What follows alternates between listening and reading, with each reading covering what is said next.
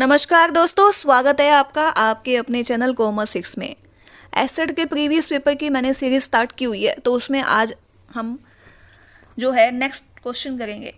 मैंने आपको 90 से लेकर 120 तक के क्वेश्चन कराए हैं पिछले साल में, जो 2021 में आए थे। आज मैं आपको 121 क्वेश्चन से लेकर बाकी के जितने क्वेश्चन करवाऊंगी मैं, वो देखते हैं हम लोग। 15 से 16 क्वेश्चन इस सीरीज के अंदर हम लोग करेंगे।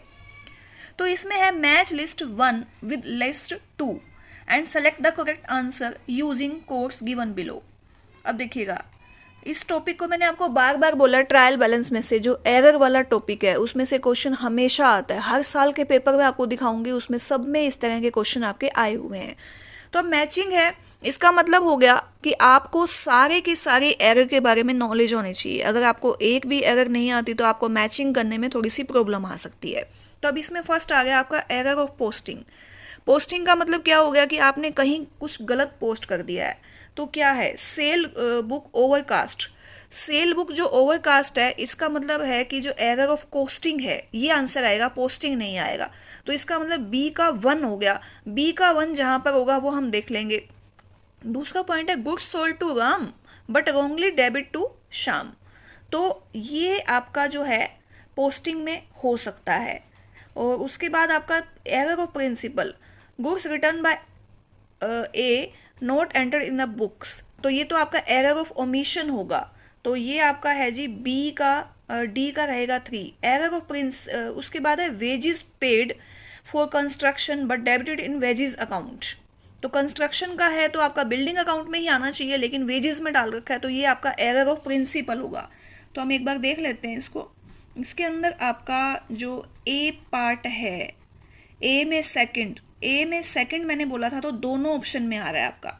ए में सेकंड आपका ये था कि ए है हमारा एरर ऑफ पोस्टिंग। तो गुड्स हमने राम को बेची हमने, लेकिन हमने शाम को एंट्री कर दी है, तो ये आपका दोनों में है। और अगला ऑप्शन देखते हैं हम।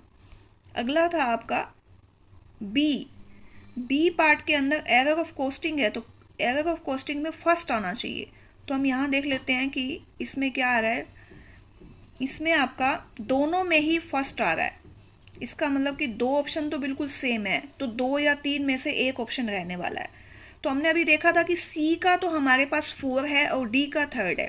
इसका मतलब हमारा जो आंसर रहने वाला है वो रहेगा इसके अंदर 3rd option, error of posting, जिसके अंदर हम लोग क्या करते हैं कि गलत कुछ पोस्ट कर दिया, ओमिशन, कुछ एंट्री भूल जाते हैं हम लोग। एरर ऑफ कोस्टिंग, जिसके अंदर हम कुछ गलत कर देते हैं, टोटलिंग वगैरह में जैसे ओवर वैल्यूड हो गया। और एरर ऑफ प्रिंसिपल, जिसके अंदर हम लोग मान लो कोई मशीन वगैरह परचेज करी, कोई इंस्टॉलेशन चार्ज है, मशीनरी में ना डाल के हमने रिपेयर में डाल दिया। इस तरह के जो मिस्टेक्स होती हैं वो एरर ऑफ प्रिंसिपल होती हैं। तो अगला क्वेश्चन देखते हैं। Which method of depreciation is following to have uniform charge for depreciation and repair maintenance together? इसका मतलब है कि ऐसा कौन सा मेथड है जिसमें जो डेप्रीसिएशन हम लोग लगाते हैं तो वो एक जैसा रहेगा, यूनिफॉर्म चार्ज में रहेगा, जिसमें रिपेयर भी रहेगी। तो इसके अंदर थोड़ा सा कन्फ्यूज़न है, क्योंकि पहले हम लोग ये सोच रहे थे कि इसके अंदर तो फिर फिक्स ही रहेगा क्योंकि यूनिफॉर्म है, लेकिन इसने साथ में रिपेयर एंड मेंटेनेंस टुगेदर लिख दिया। एक बार हिंदी में भी देख लेते हैं। हिंदी में ये है, इसमें मूल्यह्रास की कौन सी विधि में मूल्यह्रास एवं मुरम्मत एवं नवीनीकरण के लिए एक रूप भार चार्ज रहता है। देखिएगा, इसके अंदर ये बताना चाहता है जो रिड्यूसिंग बैलेंसिंग मेथड है, एक है हमारा फिक्स इंस्टॉलमेंट मेथड, एक है डिप्लेशन मेथड और एक है एन्यूटी।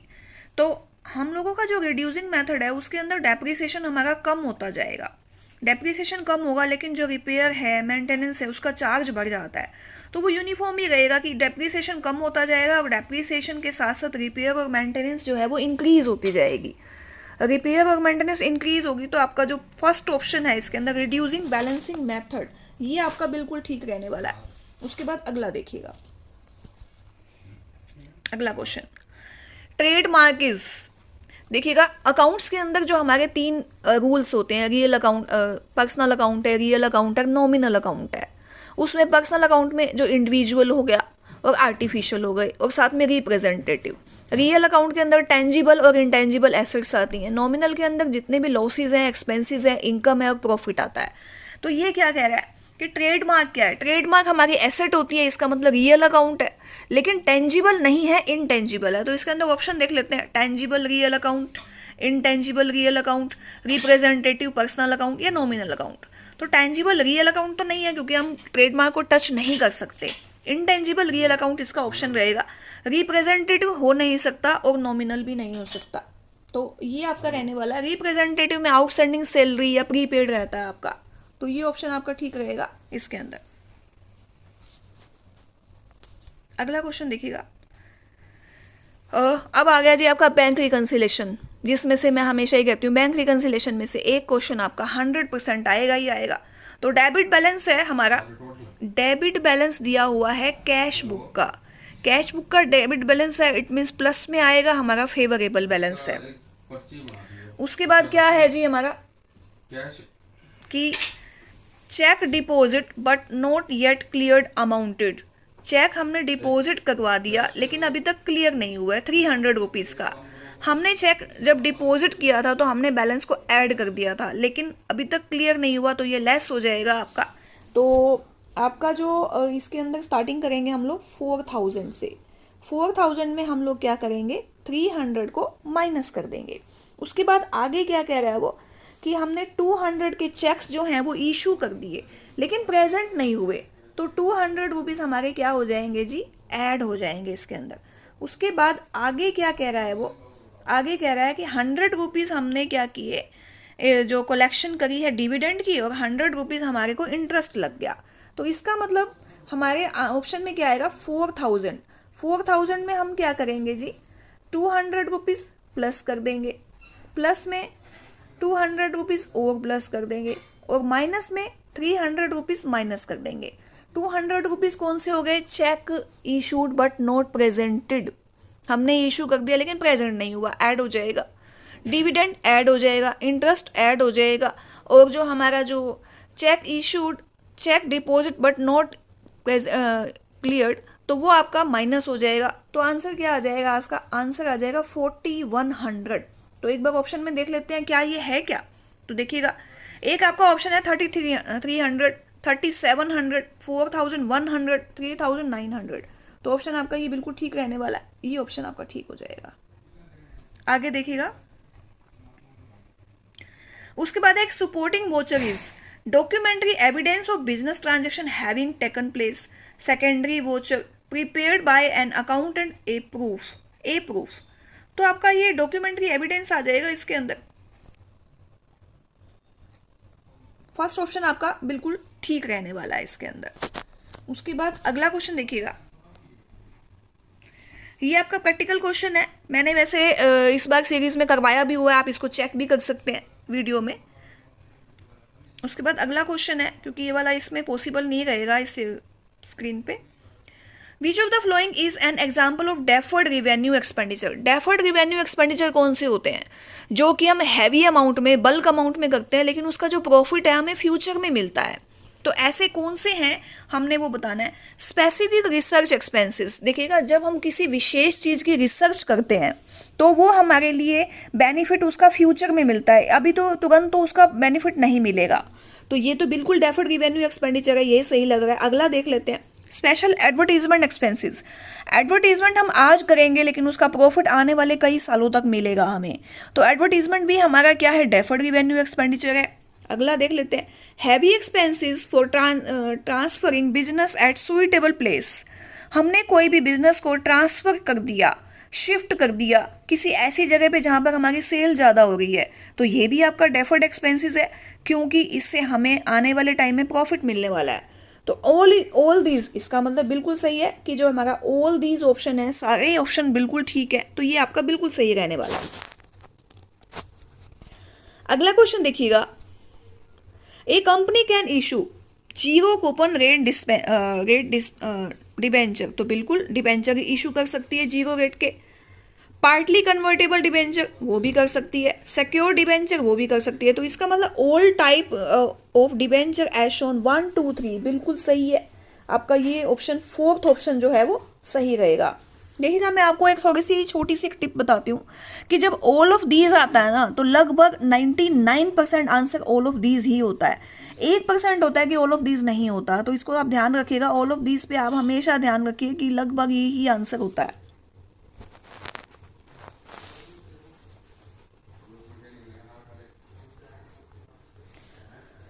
फिर है क्रिएटिंग ए न्यू प्रोडक्ट और service for foreign market is known as. देखिएगा न्यू प्रोडक्ट है तो प्रोडक्ट अडेप्शन तो नहीं हो सकता, क्योंकि प्रोडक्ट की अडेप्शन तो तब होगी जब हमने पहले ही उसको मतलब पहले ही इन्वेंट कर चुके हैं, तब हम उसको अडोप्ट कर रहे हैं, किसी नए प्रोडक्ट किसी भी प्रोडक्ट को अडोप्ट कर रहे हैं। तो स्ट्रेट प्रोडक्ट एक्सटेंशन ये भी नहीं हो सकता, क्योंकि अगर हम प्रोडक्ट के एक्सटेंशन करें तो हम एडवर्टीजमेंट करेंगे, अपनी मार्केट को बढ़ाएंगे। लेकिन इसमें न्यू प्रोडक्ट है तो प्रोडक्ट इन्वेंशन बिल्कुल न्यू प्रोडक्ट है, इसका मतलब हमने किसी नए प्रोडक्ट का आविष्कार किया है। तो ये आपका थर्ड ऑप्शन जो है वो आपका बिल्कुल ठीक रहने वाला है। अगला क्वेश्चन देखिएगा, situational model of leadership was developed by. देखिएगा motivational theory, leadership theory 100% question आते हैं। अब आपने देखा ही है कि मोटिवेशनल थ्योरी में मैंने मोटिवेशनल थ्योरी की वीडियो बनाई हुई है, अभी कुछ टाइम पहले ही बनाई थी, मैं उसका लिंक डाल दूंगी। तो उसमें आपकी सारी की सारी थ्योरीज को मैंने डिटेल में बताया हुआ है, किसने उसको राइट किया, किसने दी है, कब दी है और क्या वो थ्योरी बताती है, वो सब कुछ। और लीडरशिप की थ्योरीज में मैंने लास्ट ईयर में करवाई थी, लेकिन मैंने इस साल तो नहीं करवाई है। मैं इस साल भी एक बार दोबारा से उसकी वीडियो बना दूंगी लीडरशिप की, बहुत इंपॉर्टेंट है। तो ये किसने दी है? रॉबर्ट हाउस नहीं, डॉक्टर ग्रे योकुल नहीं, रॉबर्ट ये नहीं, ये आएगा पॉल ऑर्से एंड बालनकार्ड। ये आपका ऑप्शन सही रहेगा।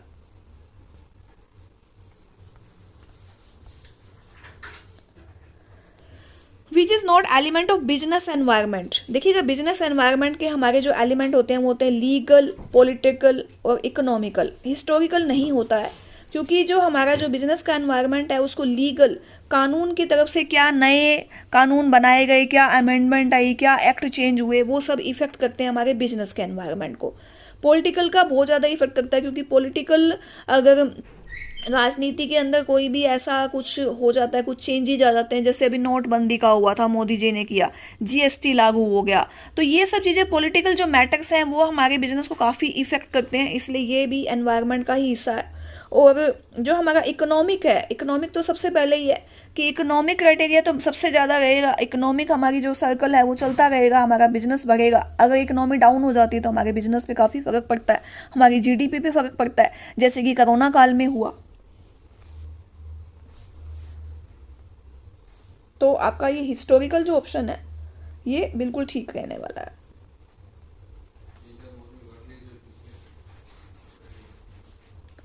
Partnership is a result of. देखिए बिल्कुल कितना इजी क्वेश्चन है। पार्टनरशिप तो इस बार यूं लगा लो कि इतनी आ गई कि कुछ पूछो ही ना। ह्यूमन रिलेशनशिप नहीं, एन एग्रीमेंट बिल्कुल, innovation agency.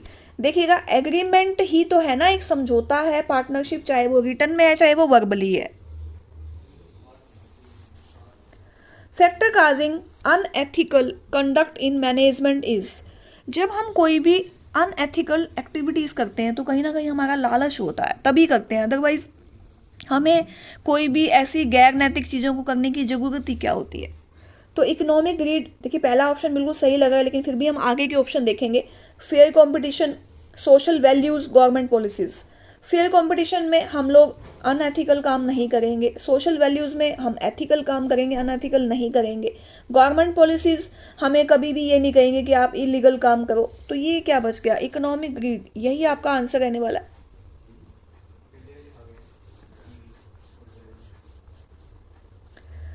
Management is developed of people, not directing of things, who said.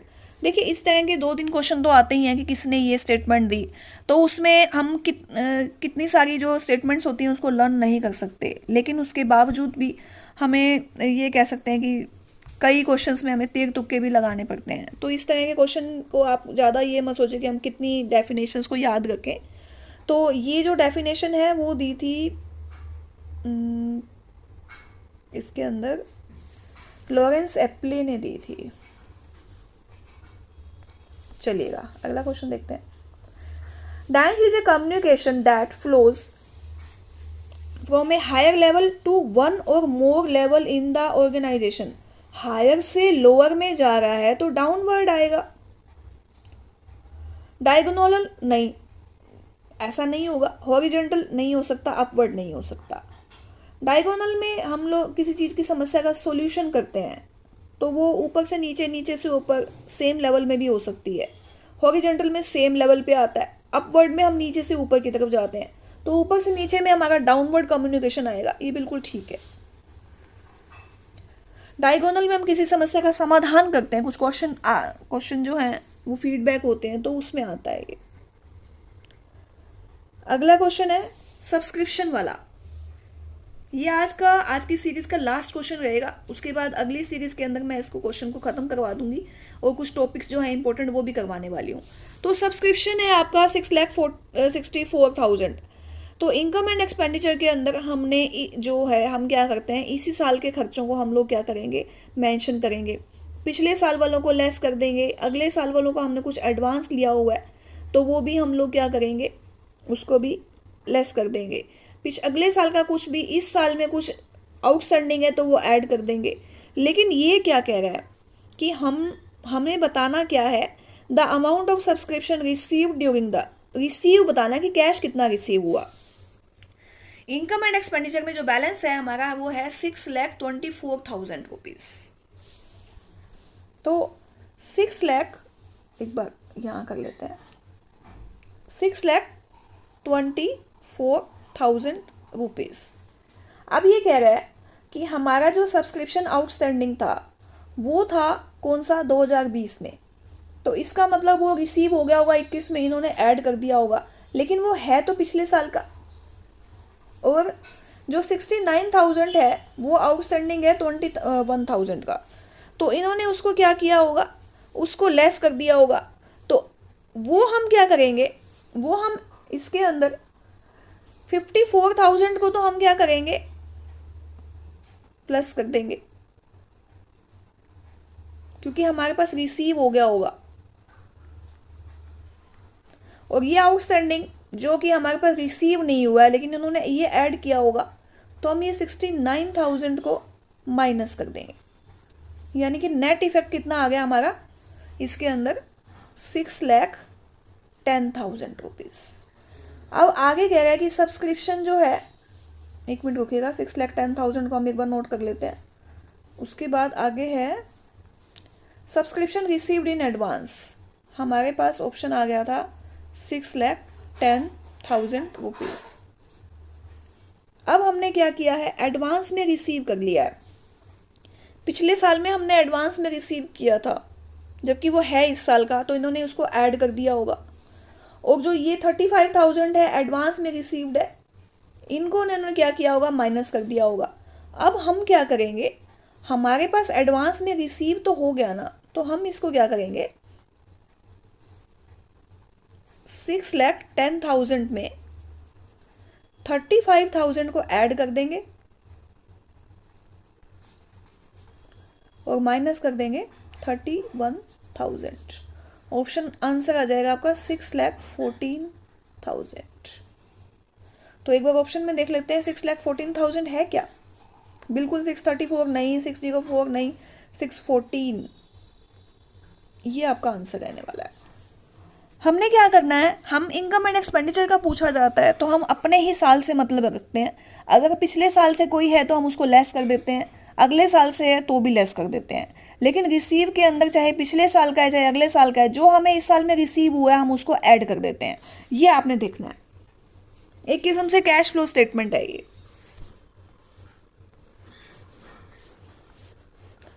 तो आज के लिए इतना ही। मैं उम्मीद करती हूँ कि मैंने ये सीरीज शुरू करी है ये आपके पेपर के लिए आपको बहुत हेल्पफुल होगी, क्योंकि काफ़ी सारे स्टूडेंट हमारे पास नए हैं जो ये सोचते हैं पता नहीं मैम पेपर में क्वेश्चन आते कैसे हैं और हम लोगों ने अटेम्प्ट कैसे करने हैं। तो मैंने पिछले साल के पेपर उठा के ये सोचा कि आप लोगों को पिछले प्रीवियस ईयर के पेपर इस तरह से करवाए जाएं कि आपको कैसे सोल्व करने हैं, कितने प्रैक्टिकल आते हैं, कितने थ्योरेटिकल आते हैं, कौन कौन से टॉपिक हैं जो बार बार रिपीट हो रहे हैं और उनमें से ऑप्शन कैसे आते हैं, वही घूम फिर के क्वेश्चन आते हैं। अभी हमने 2021 का किया, नेक्स्ट में जब मैं 2020 का करवाऊंगी तो आप कहेंगे मैम कुछ क्वेश्चन तो बिल्कुल सेम के सेम रिपीट हो गए हैं, तो ऐसा कैसे। तो इसीलिए हमने थोड़ा सा अपने आप को ये भी ध्यान करना है, जिस टॉपिक में से ज़्यादा क्वेश्चन आ रहे हैं उसके ऊपर पूरा फोकस करना है। तो आप इस तरह से ये कंटिन्यू सीरीज चलती रहेगी, आपको हेल्प मिलती रहेगी। अगर आपको सच में हेल्प मिल रही है तो आप कमेंट कर सकते हैं कि हाँ मैम हमें हेल्प मिल रही है, हम आपकी वीडियोस को देख रहे हैं। और अगर आपको कोई भी हेल्प नहीं मिल रही तो आप वो भी कमेंट कर सकते हैं कि मैम हमें तो कोई